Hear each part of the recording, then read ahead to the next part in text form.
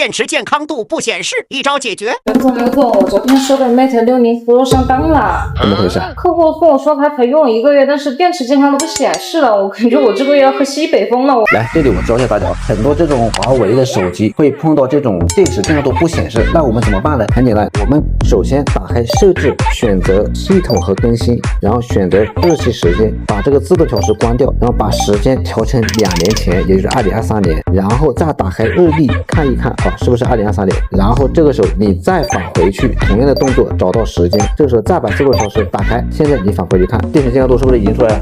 哇，好吓死我！如果看到这视频对你有帮助，记得点赞关注，还有什么手机问题打到评论区。